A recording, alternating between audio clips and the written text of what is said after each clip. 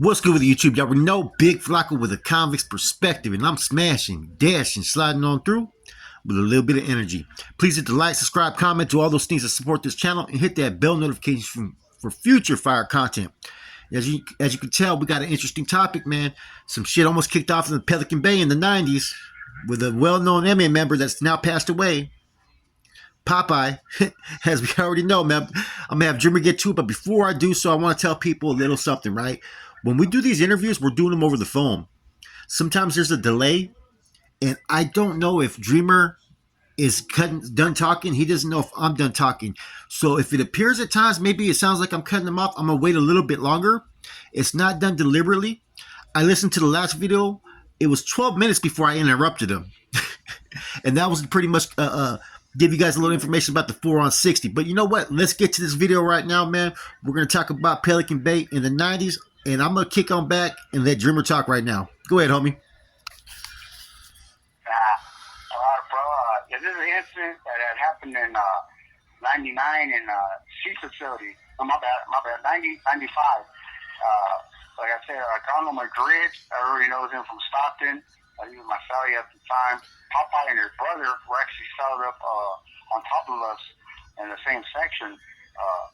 So, I was saying, long story short, me and the homie, we had a couple of drinks, which we're really not supposed to be doing, but we had a couple of drinks, some Pruno. We're enjoying ourselves, having a good time.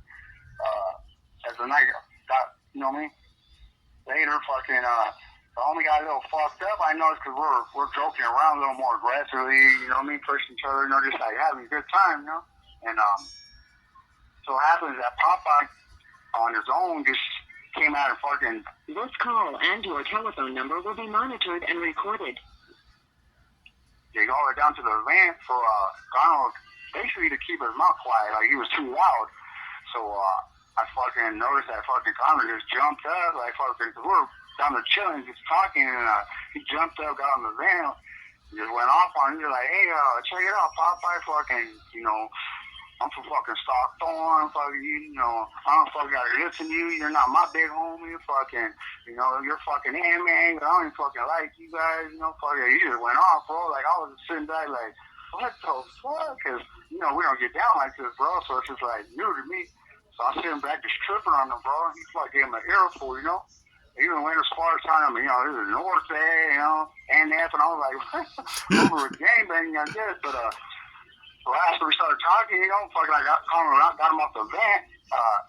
He was like, nah, bro, fuck, I'm sick and tired of this fool, bro. Fucking, he just walk around like he's a shit, fucking, with his boxers pulled halfway up his fucking chest. Cause, he used to, I guess, probably that old school Trollo, he used to have his boxer put up real high and shit. So Did he? I'm so conscious to talk shit about that, like clown, Yeah, bro. So that was fucking, that was probably in the back of his mind, but anyways, fucking the next day, you already know, bro, fucking, man, we were getting fucking one time from fucking C facility, from fucking Pantera, because Pantera was our channel. Fuck, bro, fucking, all the homies were fucking hitting us, bro, the brats. Like I said, the C facility, they were fucking sending one time for us to fucking get that shit situated. And Connor was being hard-headed, bro. I'm going to keep it real, bro. He was telling me, too, bro, hey, fucking, when these doors are at, bro, he goes, let's fucking fuck these dudes up. And I'm like, I'm going to roll my celly, bro. Like, all right, bro, you know what I mean? You know where you get in trouble, bro, you know what I mean? But he's like, nah, fuck it, bro. This is, all right, bro. Because, like I was telling you, fucking, Popeye came down that morning and, made a little comment like, be ready for when the doors crack, bro. So, I mean, come on, that's a threat right there. So, regardless of what anybody says, we can use that in our defense. That, hey, this is fucking, made a threat towards us, bro. You know what I mean? And we had Pantera, like, I think the next day we went to the law library. I know I did. I went to the law library, and Pantera was there. And he tells me, hey, Mom, hey, Dreamer, you know what I want you to do, right? And I was like, nah, well, what's up, bro? He goes, fucking have Connor write a 10,000 word essay, bro. And I was like, what? Like 10,000? He's like, yeah, he's going to write a 10,000 word essay. I want you to read it. When you're done reading it, I want you to rip it up and flush it. I'm like, what? Like, you want me to send it to you or what, bro? He goes, no. Read it, rip it up, and flush it. Right in front of him. And I'm like, oh, hell no, bro. you for real, bro. During that time when I came back, I told Donald, hey, bro, don't even write it, bro, because it ain't even going nowhere. Hey, bro, I'll give Donald a props, bro. So being hard-headed and fucking, that was hella smart, bro. Like, that legal fucking shit, bro, that was sharp, bro. He fucking wrote that 10,000 word essay and then some, bro. You know what I mean? And sent it to Pantera on his own. I was like, damn, fucking homie, off the hook for that, you know what I mean? But the long story short, you know how we have the respect thing with the other members and everybody in the pod, you know, it's real respectful in Pelican Bay, especially during that time, you know. Mm-hmm. I would say, yeah, we were a little loud, bro, but the way Popeye fucking threw it out there, bro, I think we just, you know, trying to start some shit, bro, because, you know, he got on pretty aggressively in that event, bro, so, you know, naturally, bro, he just snapped, bro. He was already hella drunk, you know what I mean? Mm-hmm. So fucking, you know, man, bro, it caused all kinds of controversy because them fools were telling, you know, big homies to fucking deal with Gano.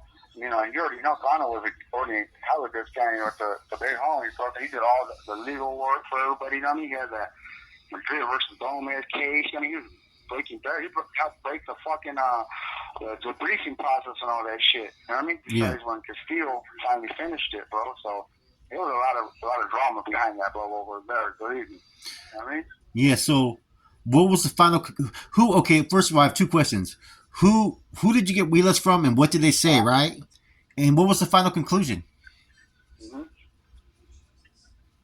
The final conclusion was they just fucking reprimanded Donald. He didn't lose no status, you know, nothing like that. Pantera told him what he did. He fucking made him like the 10,000 word essay, you know what I mean? Mm-hmm. And he actually got it because Donald sent it to him, like I told you.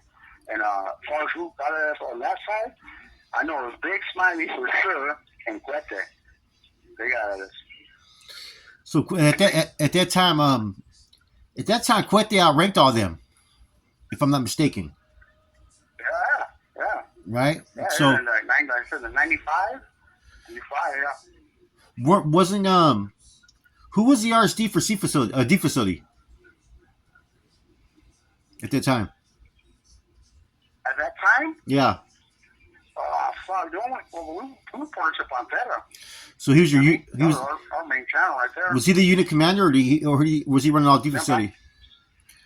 Huh?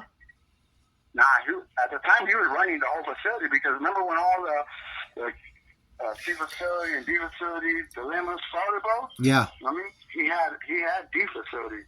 That's why we were getting that all those fucking remarks and you know, homie saying don't fucking listen to them dudes over at D facility. They're doing their own thing. You know, they're telling you to get off when the enemy comes out and all that. And that's not even really what had happened, bro. Fucking Pantera told us basically that this is what's going on. C facility got this gold policy thing going on.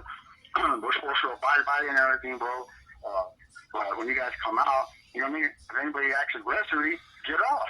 Yeah. Don't regardless, you know what I mean? Yeah. You know, the right fellow like, hey, fucking, just get off in the beginning. You know, he was like, nah, if they act aggressively, you know what I mean? Do what you gotta do. So how was the results afterwards with that MA member of the pod? Was it like no talking for the rest of the time you were there? Bro, that pod, bro, when I was there, bro, was fucking dead silent after that. And you already know it's how we're quiet already. Mm-hmm. We had, him and his brother on top. There was an AD member. I don't remember his fucking name. And there was another Southsider, two Southsiders on the bottom with us, and a Bison in the corner, and a BGF in the top two. Yeah, and then you had a Bison, and that's it. But it was dead silent in that battle after that, bro, because you could feel the tension. You know what I mean? Every time we come out of our cell, the door shower would crack. You know what I mean? You can tell, bro. Somebody ready to get it, you know? Yeah. This call and your telephone number will be monitored and recorded. We had a similar situation up there, but it was a little bit different, right? There was a BGF member that disrespected Chilo. I don't know if you know Chilo from BMLs, Mas Locos. Did you know? Yeah. Okay, well, so you knew Chilo was a carnal, right? So over some magazines, I forgot what happened, bro, but he fucking pretty much threatened to fucking whoop Chilo's ass if you know what I'm saying, if they ever seen each other. Now, this is when the walk-alone cages came into effect. Yeah. So it was actually Chilo that got whooped on, right? So we wouldn't acknowledge that BGF cat at that time, and that's when I seen in Corcoran that there was a severe tie because before there was a cat Yetto from Oakland and Sibo's dad was over there. A lot of solid BGF cats, but because we would not acknowledge him, we were told not to acknowledge him that there was a green light on him, right? Because we would not acknowledge him, they would not sign any of our fucking class action 602s. The blacks wouldn't. I mean, these are all BGF cats. You know what I'm saying? Then we had an issue with a Sureño. I don't know if you know Angel Chavez from Visalia. His dad was up in the Bay, right? So he was set up with silver from Farmersville, right? He did silver fucking he did silver dirty. I could talk about that. I could do a video on that, man. I had to correct the one homie's video that he did on it because fucking so Angel didn't get his danda. A Southsider that was down there, they gave him his fucking danda. So fucking Angel goes and reports it to the CO. Hey, I never got my shit, but you charged me. So the fucking Southsider basically told the homeboys, I read the kite because they sent the kite to me too, right? That, well, you know, the man fucked up. It's not my fault. I'm not giving nothing back. So we had put a green light on that dude. Because we were, at that time, we were corresponding with fucking Jacko Padilla's fucking secretary shotgun. He was talking to Silver, you know, because usually Angel was a unit commander at that time, but Silver was the RC. So that was one incident. But other than that, I was there with Daryl from Black Angels. He was cool. He just kept to himself, bro. But all the dudes were fucking straight on. You know what I mean? They were swinging. Put it that way. You know what I'm saying? That's the one thing I noticed. Is that their attention and how they would do things a little bit different would be that these dudes would be looked at in a superior role. You know what I'm saying? Where, you know, we know that there's different that there's different ranks and different strokes for different folks when it comes to the NF side of things, right? But at least it's not all out there like that on Front Street, bro. Oh, yeah. Well, now it is. Now it's out there on Front Street, but so now it is. Yeah, exactly. So how long were you in that pod for? That's something like I can tell you. Well, we're in that pod for I know we're started for like a year right there together. You know. So fuck. We're probably like 8 months. You know, like I said, it was him and his brother. They were Sally's, his righteous brother. Oh, is that right? So you already know, bro. One goes, the other will go. You know what I mean? Don't shit. Well, fuck the whole shit. The whole pod would have went. I never. Yeah, Z-Bop was supposed to move on Big Smiley. Yeah. But he was close to him, man. Yeah, but he was. You're right. Yeah, I remember hearing about that. Z-Bop wasn't a bad dude, bro. He got caught up in that because, you know what I mean? Big Smiley was his mentor, bro. And so how are you going to send him to go fucking move on him, bro? You know what I mean? And a lot of people, like... Yeah, you know. Okay, look. Let's just keep it 100. Big Smiley was known to be a fucking asshole. Straight up. He was known to be an asshole. I never met the dude. I can't say that, but I've heard that. You know what I mean? Bantera's a little bit more, what do you call it? Bantera was strict, but fucking Bantera never asked you to do something that he wouldn't do himself. You know what I'm saying? I will say that about Bantera. Smiley was one of those ones that had a long time, but he wanted to skate through on a lot of shit. If that makes any sense to you. Yeah. You know? Well, see, look at this. Real quick, look at it. I was there with Big Smiley, bro, and had a conversation with him. I told you, he always, bro, fuck, bro, the kid, bro, fucking. You have 60 seconds remaining. Call me back. Okay. Go ahead. We back on, Dreamer. All I was saying was, one thing that Big Smiley always fucking mentioned, bro, like, I mean, he just mentioned it out of nowhere. He'd be like, man, you know, I'm one of the last standing generals, you know, from the mess side, you know, I'm one of the four. And he's like, he always said that, bro, like to just throw it in your face, bro. I mean, like, nobody even asked him, but like, he'd always put it out there, bro. And then when he talks to you, bro, man, bro, he talks to you like he's like a god, bro. Real shit. He tries to demean you, bro, like the way he talks, you know? He tries to talk to you hella aggressive and, you know, I was a white baby, bro. I snap, you know, like, what the hell, bro? Like, don't get at me like that, you know? So, you know, like I said, he tries to use his words, you know, try to enforce his authority on you, you know what I mean? That's his get down. That's why people say you're an asshole or whatever they say, you know?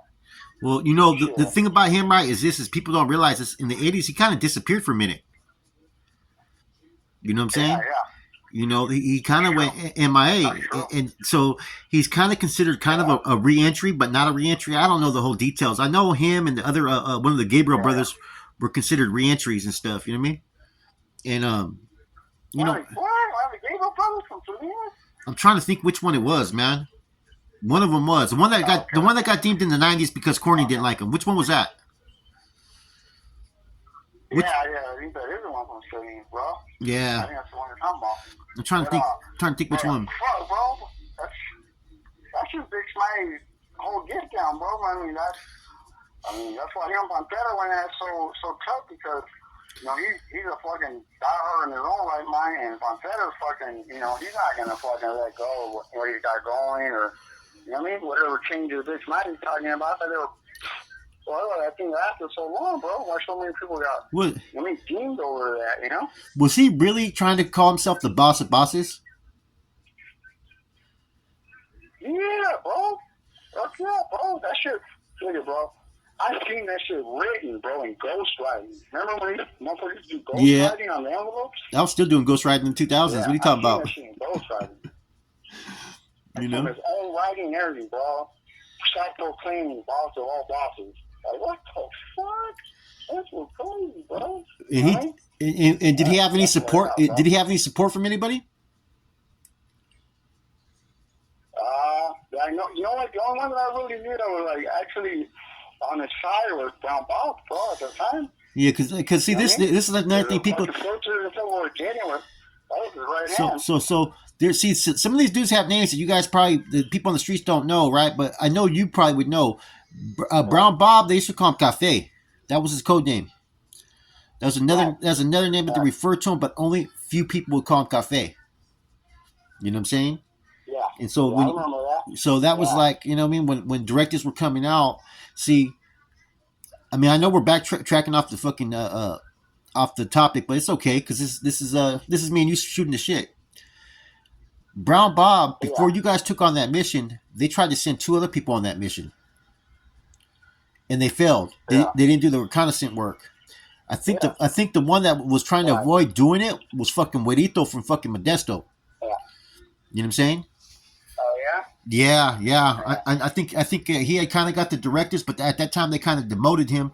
But see, Huerito wasn't a fucking cross anyways because look, man, he was out there functioning in an area with fucking Happy from Lodi and Spider from Sakura. You know, 2 dudes that cannot maintain. 2 dudes. Call and your telephone number will be monitored and recorded. 2 dudes that are with the action, right? But 2 dudes that are with that action, but on the streets, they can never stay sober, bro. You know what I'm saying? Never can maintain sobriety, bro. So Huerito was next on the list to get hit, bro. He was next. That's why he rolled it up. That's exactly why he rolled it up, bro. You know? Yeah, well, you remember fucking Chavez from Hayward, Anthony Jacobs. You remember about him?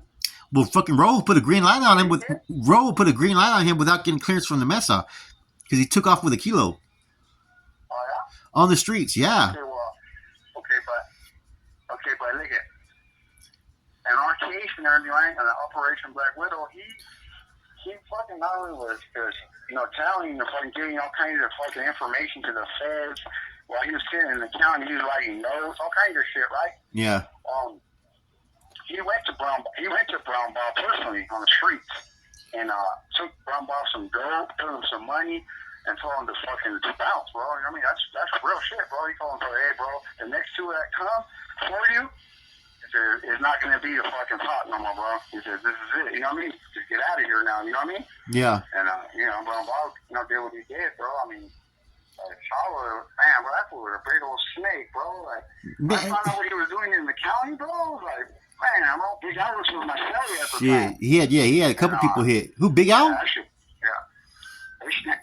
Big Al was with my celly at the time, bro. That's what's up, man. And when I left, he was like, hey, bro, I knew something was wrong, bro, because they came and snatched me up. Talking about I had to go to the hole.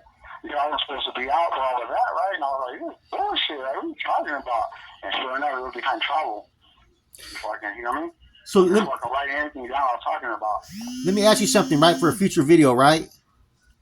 Yeah. Let me ask you something. Right. Is there anybody else, right? Right. Anything in the Operation Black Widow that'd be interesting that nobody knows about that'd be good for a video in the future? You got the Discovery Notes, don't you? Yeah, yeah. But I'm kind of seeing like well, that'd be interesting. I want to know. I want to know if you have Chico Rose's fucking his fucking what he said when he got locked up. You know what? I used to have Chico shit, bro, but I fucking sent that shit out. Cause you know that's why you know I was working under him when he got hemmed up, right? Right. Yeah, and then Ashley's the one that who Ashley? Yeah, he's another one, bro. I like Chico though, man. But you know what I mean? You know, me and Chico used to kick in the party, man. Yeah. I like him, bro, to me, bro, it hits me in man, straight in my balls, bro. Motherfuckers go an extra fucking 9 yards to help, you know, the fed on, you know, whatever you want to do and everything, I don't care, bro, but, damn, that shit, like, just kicks me in my balls, bro, like, damn, bro, like, we used to live the street life, and then you guys, you know what I mean? Come on, you guys are supposed to be the big homies, and you guys, you know what I mean? Fucking go do shit like that, bro. Like, bro, hey. All right, I was hey, he was going by Soldier, bro. Hey, he was using tier names on the street. He was calling himself Soldier, right? And he would literally on purpose he'd get high off the weed, right? That's all he really did was weed, right? But he would drink and then he would take off his shirt on purpose so the fucking NF on his side would be showing, right? I used to fucking laugh my fucking ass off. I go, this motherfucker's trying to show off, man. And one time we went out to the fucking we went out to the fairgrounds, and you know, I mean, we came home with some stragglers that we knew, right? And I found you can see why they called him Chico at that time, but you know what I mean?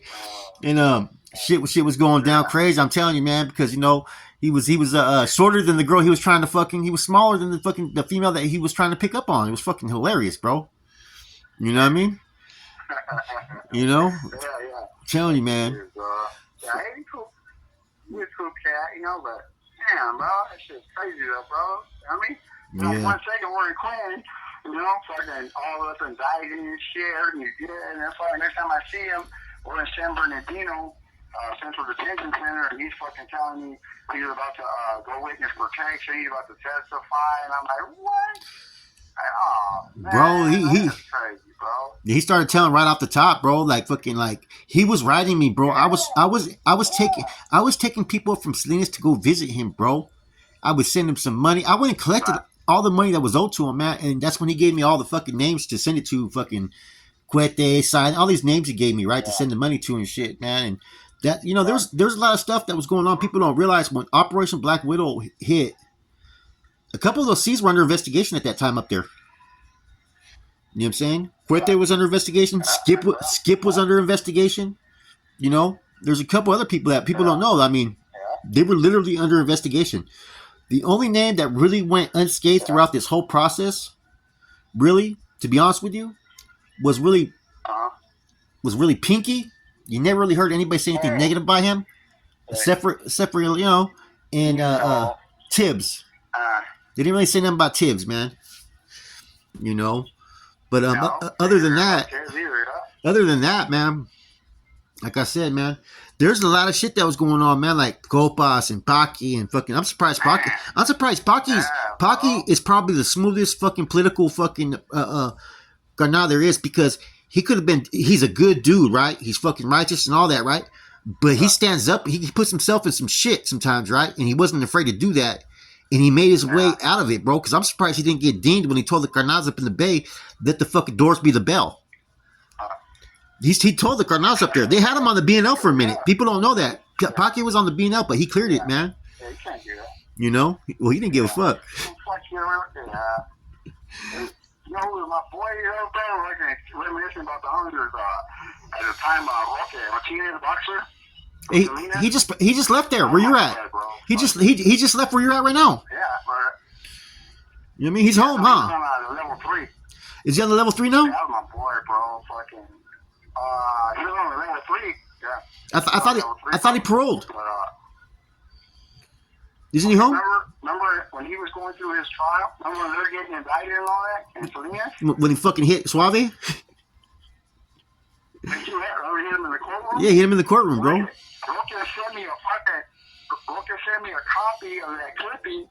That little section, he goes, you're like, hey, bro, fucking, you already know who this is, you know what I'm saying, my love, bro, if you happen to be, cooperating, but he said it in other words, then, just don't get back at me, but if you're my boy, you know what I mean, if you're keeping it solid, I'm trying to send him a type, and I'm like, fuck, yeah, you like that, bro, I'm cooperating, what the fuck? All right, well, I know what he meant, though, bro, you know what I'm saying, but I was like, what the hell, bro? He was basically, Call and your telephone number will be monitored and recorded. That's a whole nother mess, bro. That was another mess right there, bro. You know, that case that they caught on that. That was that was all Suave's doing, bro. But Suave always thought that he was too big fucking headed. He just got pulled too. You know what I'm saying? He was just a recent recruit. He was sharp, bro. But he was like there's a difference between being a Carnal smart and an NR. He was NR smart. He was like a Nuestra, like that type of dude. You know what I'm saying? Right. And he was new to the position, man. Like, why the fuck you gonna involve 6 dudes fucking involved in a fucking to have one dude fucking whacked? This dude went and picked up the gun, dropped it off, did this and did that. That was the most fucking ludicrous fucking way in which they did that hit. No disrespect to him, but they should have known better. You know? That's true, bro. That's true. You know who I was surprised by real quick, George, is remember Bird, Alvarez from Salinas? Oh, Bird? Yeah. Yeah. I put him on in Cedarville. Oh, did you? I made him a brother back then, when we used to say hermano. Yeah. That fool on, bro. And he ended up moving up pretty fast, bro. I was like, all right, that's what's up, bro. Yeah, he just got pulled as I think he just got pulled as a C2 at that time. Yeah. All them got pulled around that time, bro. Yeah, all them. There was a couple other ones that people never heard of, like fucking Night Stalker and fucking Little Man from Salinas that people just disappeared. They went MIA. You know what I mean? Yeah. Fucking they did, bro. Gangster from Salas. Flaco from Salas. I think he cooperated in Operation Black Widow too, man. I mean, Salas had a strong little nucleus back then for a minute, bro. You know? Yeah, they did.